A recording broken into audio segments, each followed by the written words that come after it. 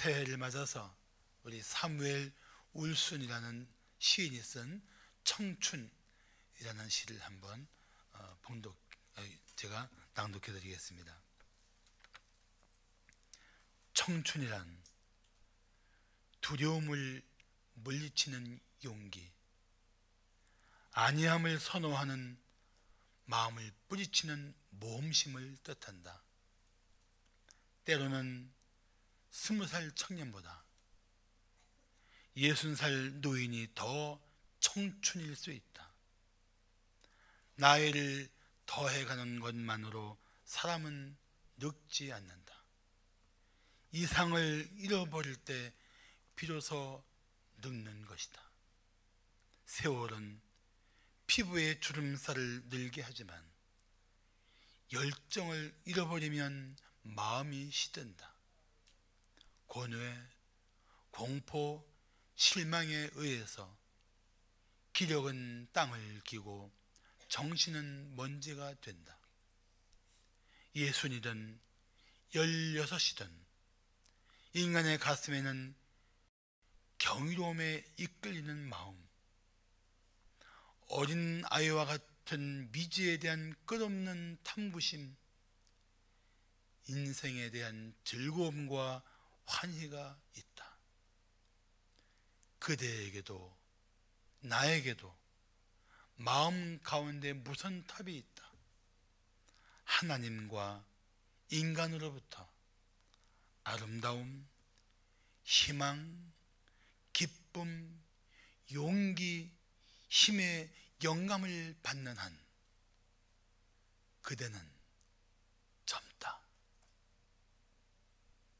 공감이 되십니까? 저 옆에 분을 손잡아 주시면서 성도님은 참으로 젊으신 분이시군요. 한번 인사를 나누겠습니다.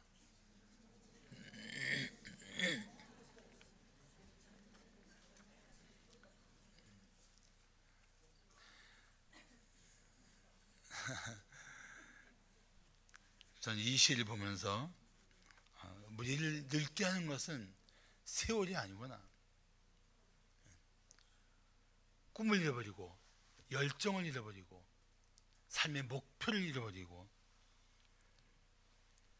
오직 생존하기에 급급한 인생은 나이에 상관없이 노화 현상이 일어나겠구나, 이런 생각을 합니다.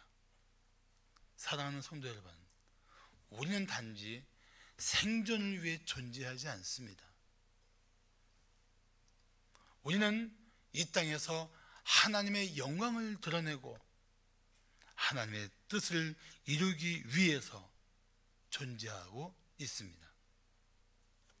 생존을 위해서만 허덕이며 산다는 것이 얼마나 사람들을 지치게 합니까? 얼마나 별것 아닌 문제 앞에 인생을 휘청거리게 합니까? 그러나 우리가 비전을 가지고 산다면 모든 상황을 이겨낼 것입니다. 어떤 문제도 극복해낼 것입니다.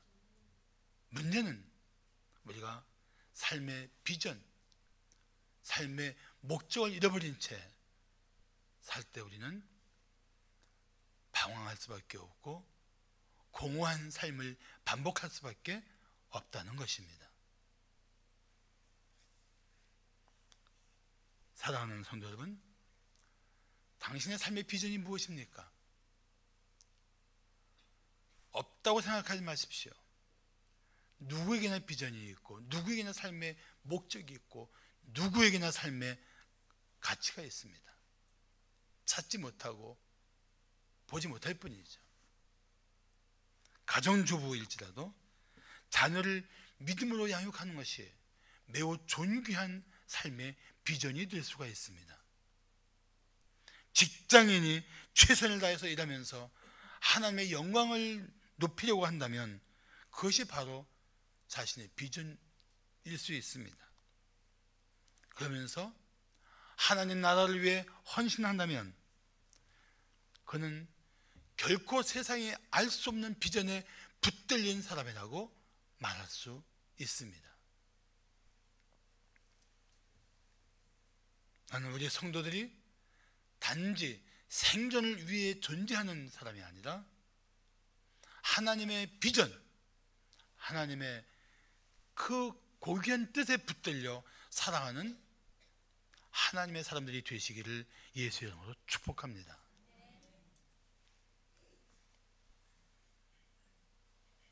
우리가 그런 비전이 있고 그런 목적이 있다면 삶의 자세도 바뀌어야 합니다. 엘버트 아인슈타인은 이런 말을 했습니다. 어제와 같은 삶을 살면서 다른 미래를 기대한다는 것은 정신병의 초기 증상이다. 좀 말이 심하긴 하지만 어제같이 살았던 삶의 자리에서 뭔가 새로운 변화, 새로운 도전을 하지 않고는 미래의 변화를 기대하기 힘들다는 의미입니다. 작가 이문열 씨는 젊은 날의 초상이라는 소설에서 이런 말을 썼습니다. 후회하기 싫으면 그렇게 살지 말고 그렇게 살 거라면 후회하지 말라. 그런데 우리는 어떻습니까? 후회하면서 삶의 자세는 바꾸지 않습니다. 바꾸려고 하지 않습니다. 그러면서 또 후회합니다. 금년은 어제 연속이 아니라, 자녀 연속이 아니라 이제 후회할 삶의 자리를 박쳐서 벗어버리고 새로운 비전을 향해 도전하는 새해가 되시기를 축복합니다. 그러므로 우리는 이 새해를 맞아 마음의 자세를 새롭게 해야 할 것입니다. 다시 힘을 내어서 믿음의 도전을 시작해야 할 것입니다.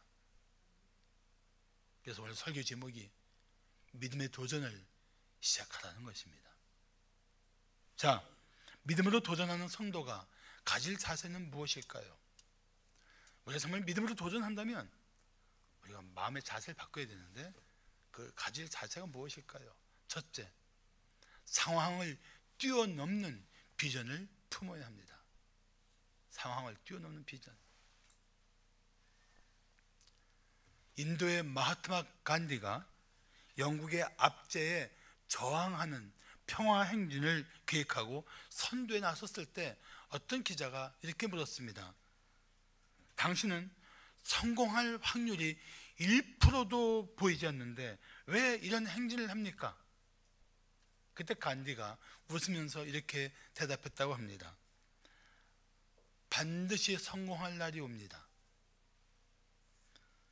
진리가 우리 편인데 진리가 졌다는 역사를 보았습니까?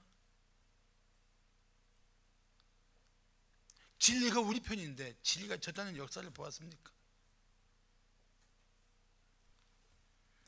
비전을 가진 사람이라면 이런 뚝심이 있어야 합니다. 오늘 1절 2절에 이렇게 말씀합니다. 여호와의 종 모세가 죽은 후에 여호와께서 모세의 수종자 눈의 아들 여호수아에게 말씀하여 이르시되 내 종 모세가 죽었으니 이제 너는 이 모든 백성과 더불어 일어나서 이 요단을 건너 내가 그들 곧 이스라엘 자손에게 주는 그 땅으로 가라. 2절 보세요. 여기에 중요한 단어가 동사가 셋이 있습니다. 일어나, 건너, 가라. 왜 일어나, 건너, 가라고 말씀했을까요? 생각해 보십시오. 여러분, 여호수아와 모든 백성들이 의지하던 지도자 모세가 죽었습니다.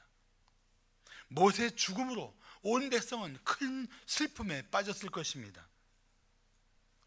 겨우겨우 여기까지 왔는데 이제 모세도 없으니 어떻게 할 것인가 막막했을 것입니다. 그래서 마음으로 주저앉아 있을 수 있습니다. 사랑하는 성도 여러분, 잘 기억하실 것이 있습니다. 세상에서 의지한 것을 잃어버렸을 때, 그때가 바로 하나님만 전적으로 의지할 때입니다.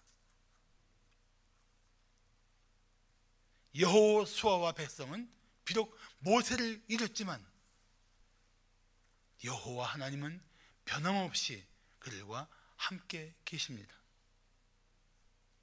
그래서 그 하나님이 주저앉아 있는 이 백성들에게 말씀하십니다. 일어나라. 현실적으로 나갈 때 여러분 장애처럼 보이는 그 요단을 건너라. 그리고 내가 주는 땅으로 가라. 비전을 품은 사람이라면 안주하려고 하지 말아야 합니다.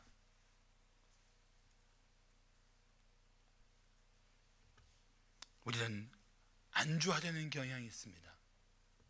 그래서 모험이라는 단어는 언제나 우리를 긴장시키고 우리를 두렵게 하고 뒷걸음치게 합니다. 그렇지만 비전에 붙들린 사람들은 도전이라는 말을 자신을 다시 북돋우는, 자신의 마음을 뜨겁게 하는 단어라고 생각합니다. 안주하려고 하지 않습니다. 도전을 겁내지 않습니다. 물론 살다 보면 피하고 싶은 상황과 다시 부딪힐 때가 있습니다. 원하지 않는 상황에 다시 맞설 때가 있습니다. 그때 피하는 것만이 능사가 아닙니다. 다시 그런 상황을 우리에게 허락하신다는 것은 하나님이 그걸 극복하라고 허락하신 상황인 것입니다. 하나님이 원하시면 우리는 두려워했던 그 문제를 넉넉히 이겨낼 수 있습니다. 그들은 모세가 없는 자리에서 다시 여호수아를 중심으로 일어나야 했습니다. 여전히 변함없이 두려운 요단을 건너가야 했습니다. 그렇지만 그들은 하나님이 주실 땅의 비전을 가지고 일어나야 했습니다. 하나님은 우리도 우리 삶의 자리에서 벌떡 일어나 새해에 새로운 도전을 시작하기를 원하십니다. 적당히 살고 있는 것을 우리는 허락하지 말아야 합니다. 오히려 적당히 안주하여 살려는 이런 서양들을 우리는 부끄럽게 생각해야 합니다. 발명왕이라고 일컫는 에디슨은 이런 말을 했습니다. 성공의 반대말은 실패가 아니다. 성공의 반대말은 도전하지 않는 것이다 라는 말을 했습니다. 우리가 다시 도전할 이유가 무엇입니까? 하나님이 우리를 위해 계획하신 삶의 자리가 있기 때문이고 하나님이 우리가 믿음으로 일어서기를 원하시기 때문입니다. 오늘이 단지 어제 연속이 아니고 금년이 단지 지난 해의 연속이 아니라 새로운 날들에 대한, 새로운 미래에 대한 도전을 꿈꾸는 그리스도인이 되어야 합니다. 3절에 말씀하시기를 내가 모세에게 말한 바와 같이 너희 발바닥으로 밟는 것은 모든 내가 너희에게 주었다고 말씀하십니다. 우리가 믿음으로 전진하는 것은 하나님이 우리에게 주시는 새로운 개척지가 될 것입니다. 새로운 미래가 될 것입니다. 그래서 무엇을 의미합니까? 앉아있지 말고 일어나 도전하는 자에게는 새로운 미래, 새로운 삶이 펼쳐질 것을 말씀해 주고 있는 것이 아니겠습니까? 그렇다면 일어나야죠. 상황을 이겨내고 앞으로 전진해야죠. 비전은 우리로 하여금 그런 동기를 부여해 주는 것입니다. 문제는 그 하나님의 비전에 붙들려 우리가 믿음으로 사느냐 하는 것입니다. 믿음이 없으면 믿음 없는 소리에 예민합니다. 믿음이 없으면 상황 앞에 우리는 주저앉게 됩니다. 그래서 여호수아와 갈렙이 이 가나안 땅에 대한 두려움으로 원망하며 울부짖는 백성들에게 이렇게 외치지 않았습니까? 여호와께서 우리를 기뻐하시면 우리를 그 땅으로 인도하여 들이시고 그 땅을 우리에게 주시리라. 과연 적과 꿀이 흐르는 땅이라. 무엇을 말씀합니까? 하나님이 기뻐하시는 믿음으로 사는 자들에게는 하나님이 주실 은혜의 자리가 믿음 없는 자들에게는, 사람들에게는 한 걸음도 나갈 수 없는 두려움의 자리가 된다는 것입니다. 힘내십시오. 다시 일어나십시오. 하나님이 여러분을 위해 계획하신 이 복된 미래를 향해서 도전하십시오. 상황에 눌리지 말고, 문제에 낙심하지 말고 다시 일어나 여러분이 이겨내야 할 모든 상황을 넉넉히 이기며 앞으로 전진하는 새해가 되시기를 예수의 이름으로 축복합니다. 자, 믿음으로 도전하는 성도가 가질 자세는 무엇일까요? 둘째, 두려움을 극복하는 믿음을 가져야 합니다. 두려움을 극복하는 믿음. 남아프리카 공화국에서 흑인으로 처음 대통령이 된 넬슨 만델라라는 분이 계십니다. 그분이 이런 말을 했습니다. 나는 용기란 두려움이 없는 것이 아니라 두려움을 극복하는 것임을 배웠다. 나는 내가 기억할 수 없을 만큼 수없이 많은 두려움을 느꼈지만 나는 용기라는 가면 속에 두려움을 감췄다. 용감한 사람이란 두려움을 느끼지 않는 사람이 아니라 그 두려움을 정복하는 사람이다. 넬슨 만델라다운 고백입니다. 누군들 두려움이 없습니까? 누군들 삶의 문제 앞에 두려워하지 않을 수 있습니까?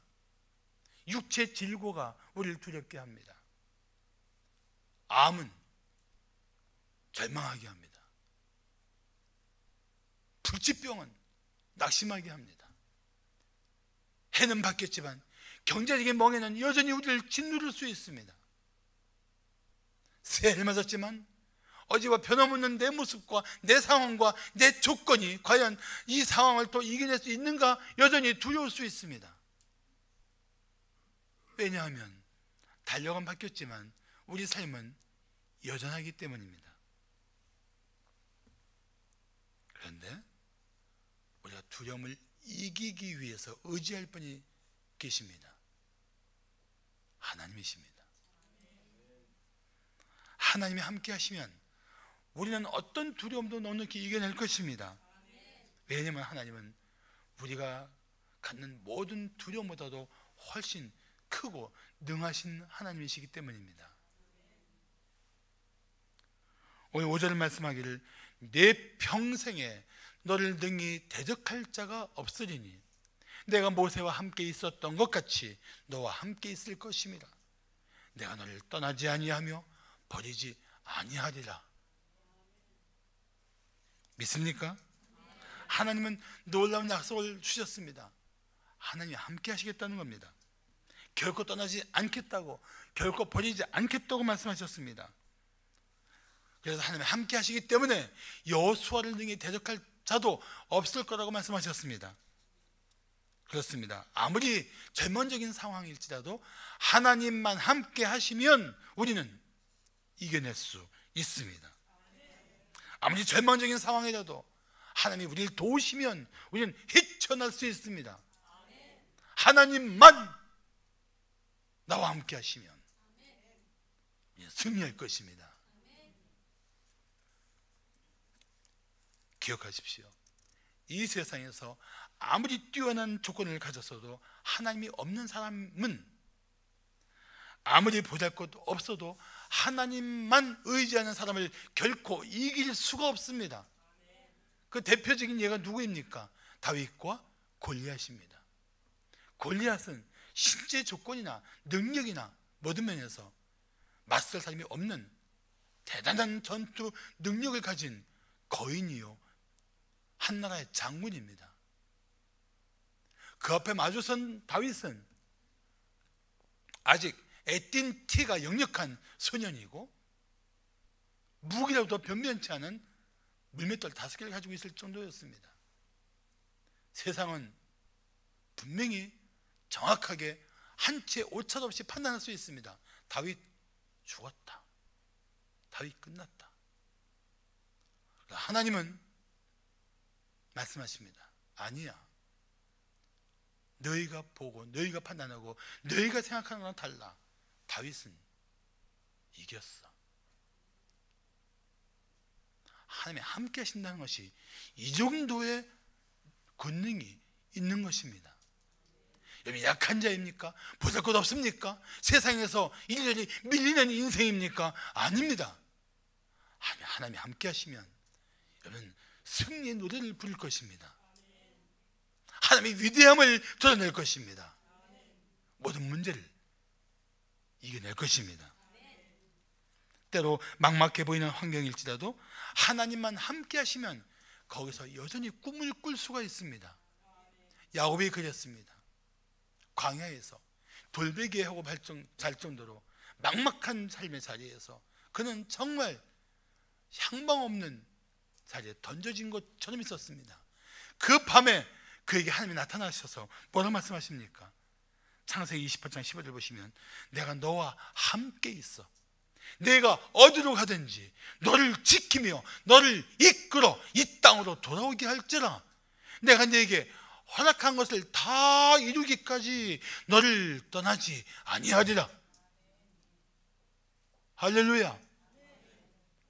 이 약속을 받는 순간 야곱이 얼마나 힘을 얻었겠습니까?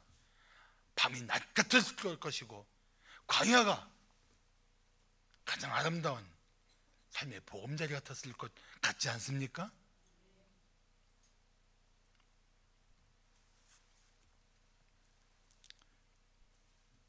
예수님도 비전을 말씀하신 후에 제자들에게 이렇게 말씀하십니다. 볼지어다 내가 세상 끝날까지 너희와 항상 함께 있으리라. 이때 아멘 하는 거예요. 다시 한번 해봅시다. 다시 볼지어다 내가 세상 끝날까지 너희와 항상 함께 있으리라. 속삭이지 마시고 좀 힘께. 아프리카 선교사였던 데이비드 리빙스턴은 그의 사역의 비결을 묻는 사람들에게 이렇게 대답했다고 합니다. 내 사역의 비결은 주님의 약속입니다. 주님이 내게 주신 약속, 세상 끝날까지 너와 항상 함께 있겠다는 그 약속이 내 사역의 비결입니다.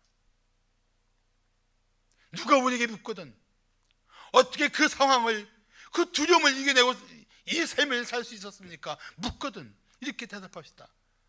나와 항상 함께 하시는 하나님이 계셨기 때문이지요. 그것이 두려움을 이기는 비결입니다. 언제 어디서나 함께 하시는 하나님을 신뢰하는 성도는 모든 두려움을 이겨냅니다. 그리고 그 두려움을 이겨내도록 주님이 격려하시는 음성을 듣게 될 것입니다. 오늘 6절을 말씀하기를 강하고 담대하라. 너는 내가 그들의 조상에게 맹세하여 그들에게 주리라 한 땅을 이 백성에게 차지하게 하리라. 얼마나 힘이 되는 격려입니까? 너 이 땅 차지할 거야. 그냥 마음을 강하게 하고 담대하게 해. 또한 9절에 말씀하기를 내가 네게 명령한 것이 아니냐. 강하고 담대하라. 두려워하지 말며 놀라지 말라. 네가 어디로 가든지 네 하나님 여호와가 너와 함께 하느니라. 사실 우리는 마음도 약합니다. 작은 일에서 잘 놀랍니다. 두려움도 많습니다. 그래서 하나님은 우리에게 말씀하십니다. 두려워하지 마라. 놀라지 마라. 마음을 강하게 하고 담대하게 하라. 하나님이 그렇게 말씀하시는 분일까요? 아닙니다. 말씀하시고 그렇게 우리의 마음을 힘있게 하시는 하나님의 은총을 반드시 베풀어 주십니다. 여러분을 두렵게 하는 것이 무엇입니까? 여러분 마음을 놀라게 하는 상황이 어떤 것입니까? 이제는 눈을 들어 그런 상황에서 마침내 승리하게 하시는 주님을 주목하십시오. 주님을 바라보십시오. 주님이 여러분을 도우실 것입니다. 우리는 함께 하시는 하나님을 신뢰하며 살아야 합니다. 그 하나님 때문에 죄와 담대히 맞서 싸워야 합니다. 모든 유혹을 물리쳐야 합니다. 어떤 대적도 두려워하지 말아야 합니다. 우리는 하나님 때문에 반드시 승리할 것입니다. 마지막으로 믿음으로 도전하는 성도가 가질 자세는 무엇일까요? 셋째, 삶을 세우는 말씀을 지켜야 합니다. 우리 하나님의 말씀을 지켜 행한다는 것이 그게 자신의 삶을 견고하게 세우는 비결인 줄 알아야 돼요. 어떻게 내 삶을 반석 위에 견고하게 세울 것인가? 성경은 분명히 말씀하십니다. 내 말씀대로 지켜 행하라. 미국의 하원 의원이었던 존 루이스는 청년 시절에 마틴 루터 킹 목사의 연설을 듣고 이런 반응을 보였습니다. 나는 그의 말을 듣고 그냥 평범하게 일상으로 돌아갈 수 없었습니다. 무엇인가를 해야 했습니다. 움직여야 했고 행동해야만 했습니다. 킹 목사의 연설을 듣고 그런 반응을 보였다면 하물며 살아있고 능력 있는 이 하나님의 말씀을 들은 우리가 어떻게 그 말씀을 듣기 전과 들은 후가 똑같을 수가 있습니까? 우리가 임재하신 영광의 하나님을 뵌 이 예배 전과 예배 후가 어떻게 똑같을 수가 있습니까? 하나님의 권능을 경험한 우리 삶이 하나님 없을 때 삶과 하나님을 경험한 이후의 삶이 어떻게 똑같을 수가 있습니까? 달라져야죠. 달라지는 삶이 하나님을 경험한 삶이 아니겠습니까? 그렇다면 우리가 이 비전을 이루고 마침내 하나님의 뜻을 이루는 이 삶을 살기 원한다면 오늘 우리는 하나님 말씀대로 살기를 결단해야 합니다. 잘 생각해 보십시오. 비전을 주신 분이 누구십니까? 그 비전을 이루게 하실 분이 누구십니까? 비전을 이루도록 우리에게 지혜를 주신 분이 누구십니까? 하나님이십니다. 그렇다면 우리가 하나님의 뜻이 무엇인지를 아는 일과 그 말씀대로 사는 일들을 힘써야 되지 않겠습니까? 더 이상 어영부영할 수 없는 이 삶을 붙들고 이제는 하나님이 무엇을 말씀하시는지 그 음성을 듣고 그 음성을 따라 살기를 힘써야 되지 않겠습니까?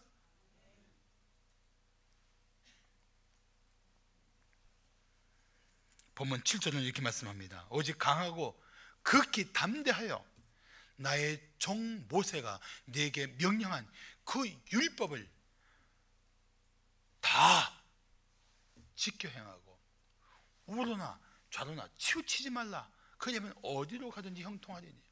여러분, 다 지켜 행하는데 우로나 좌로나 치우치지 말라는 게 무슨 뜻일까요?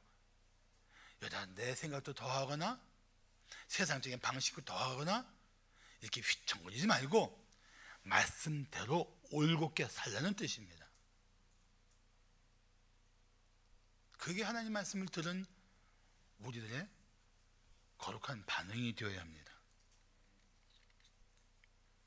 사랑하는 성도 여러분, 예수님은 땅에 떨어진 4가지 씨앗의 비유를 말씀하신 다음에 그 비유를 이렇게 설명하십니다. 좋은 땅에 있다는 것은 착하고 좋은 마음으로 말씀을 듣고 지키어 인내로 결신하는 자니다. 말씀을 좋은 마음으로 들을 줄 알아야 돼요. 전 내게 주신 말씀이야. 그 말씀을 또 지켜야 돼요. 그리고 참고 기다려야 돼요. 언제까지? 그 말씀이 내 삶에 열매를 맺을 때까지. 시어머니하고 며느리하고 아주 사이가 안 좋은데 한교회를 다녀요.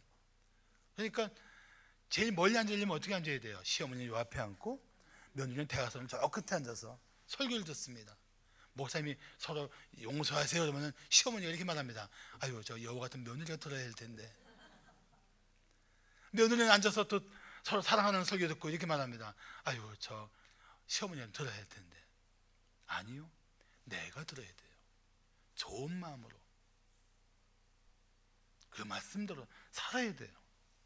그러므로 우리가 성경을 읽을 때에도 성경을 펼치고 이렇게 기도해야 됩니다. 하나님 아버지, 제가 말씀을 펼쳤으니 제가 깨닫게 하시고 제게 말씀하여 주시옵소서. 제가 지키겠나이다.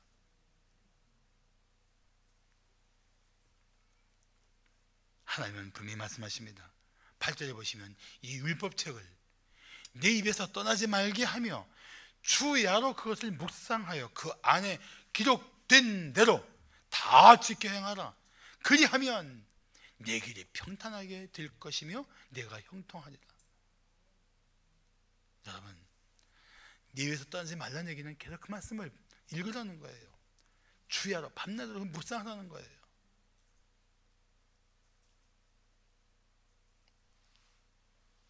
그러면 내 길이 평탄할 것이고 내 삶이 형통하리라.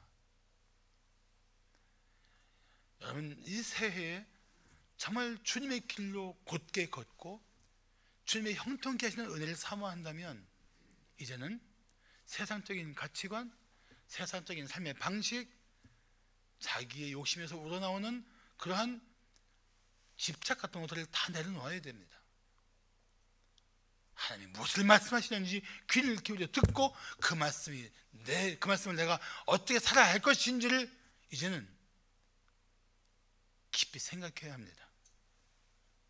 성경은 묵상하라고 말합니다. 이 묵상의 뜻이 무엇이냐면은 그 말씀을 가지고 내가 어떻게 살 것인가를 마음에 되새기는 것입니다. 그게 묵상이에요.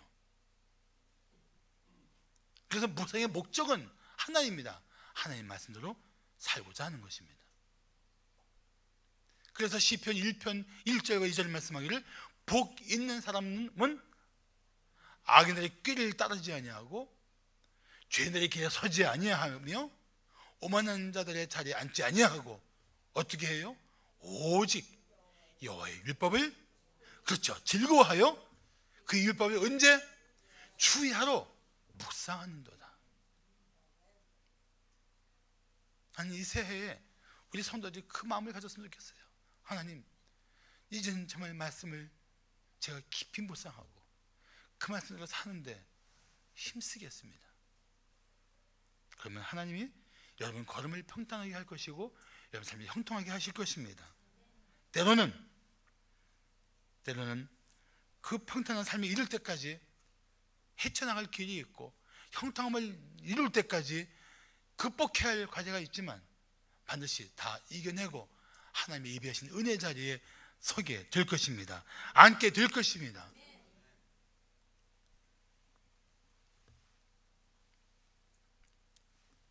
새해에도 우리는 이 시대와 싸울 일이 있습니다. 이 시대의 잘못된 정신과 문화와 치열하게 맞서야 할 일들이 여전합니다. 악한 삶의 방식과 싸워야 할 것이고 파괴적인 힘을 거부해야 할 것입니다. 동성애를 가르치는 이 시대의 정신과 싸워야 할 것입니다. 사람의 생명을 파괴하는 모든 죄의 권세를 물리쳐야 할 것입니다. 낙태가 살인이라는 이 엄연한 사실을 애써 외면하는 현실과도 싸워야 할 것입니다. 진리를 떠나 미혹에 빠지게 하는 이단과도 싸워야 합니다. 교회를 대적하는 어둠의 권세와도 싸워야 합니다. 그리고 한편으로는 우리 민족이 바르게 서도록 복음을 더 전해야 할 것입니다. 우리 국민을 위해서 우리 국민이 이 아픈 역사와 고통 가운데 치유되도록 기도해야 할 것입니다. 복음을 위한 헌신이 더 필요할 것입니다. 하나님 나라를 위한 희생이 더 필요할 것입니다. 그러면서 우리 안에 더 사랑의 연합을 이루고 함께 건강한 교회를 통해서 우리 삶이 함께 주님의 영광을 드러내는 일들을 위해서 우리는 한 마음 한 뜻이 되어야 할 것입니다. 새해에는 그런 것들이 우리 마음속에서 한번 정리가 되고 회복이 되어야 할 것입니다. 그러면서 우리는 하나님께서 우리에게 주신 삶의 터전에서 승리의 노래를 불러야 합니다. 그러기 위해서 다시 마음을 정하고 믿음의 도전을 시작하십시다. 마음을 강하고 담대하게 하십시오. 두려워하고 놀라지 마십시오. 어떤 상황이든지 어떤 문제이든지 우리를 능히 이기게 하시는 하나님의 도우심이 여러분을 붙들어 주실 것입니다. 그 하나님이 여러분의 모든 삶의 자리에 함께 하실 것입니다. 마침내 승리의 노래를 부르게 하실 것입니다. 마침내 성도다운 삶의 능력으로 이 시대를 깨울 수 있을 것입니다. 로마의 콘스탄티누스 황제가 밀라노 칙령을 발표해서 기독교를 국교로 선포했습니다. 그때 당시의 로마의 기독교인 수는 겨우 9%에 불과했습니다. 그렇지만 이 9%에 불과한 그리스도인들이 얼마나 생명력이 있고 세상을 변화시킬 수 있는 영향력이 있었는지 마침내 기독교가 로마의 국교가 됩니다. 반면에 영국이 중국의 아편을 팔아서 돈을 벌기 위해서 중국을 어둠 속에 몰아넣을 때 영국 국민의 97%가 교인이었다고 말합니다. 왜 이 말씀을 드리는지 아십니까? 숫자가 세상을 변화시키는 힘의 근본이 아니라는 것입니다. 하나님의 능하신 손에 붙들린 그리스도인들이 한 사람 한 사람이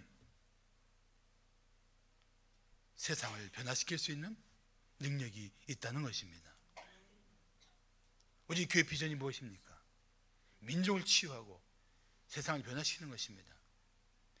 아픈 역사를 가지고 있고 지금 분단의 국가 속에서 고통하는 이 시대의 아픔을 끌어안고 있고 여전히 정신대에서 끌려갔던 이 고통스러운 우리의 생존하는 우리 어른들이 있고 여전히 힘겨운 문제를 끌어안고 있는 이 민족을 치유할 수 있는 힘이 복음에 있다면, 사랑의 정신에 있다면 그걸 드러낼 수 있는 하나님의 사람들이 일어서야 합니다. 누가요? 누가 그 역할을 하기 위해 다시 믿음의 도전을 하며 일어서야 할까요? 여러분 한 분 한 분입니다. 그래야 민족을 치유할 수 있습니다. 세상을 변화시킬 수 있습니다. 이 비전을 향해 다시 도전합시다. 하나님이 주신 이 삶을 통해서 이 세상에 선한 영향력을 끼치는 그리스도의 나은 삶의 회복을 위해서 다시 일어납시다. 기도하시겠습니다.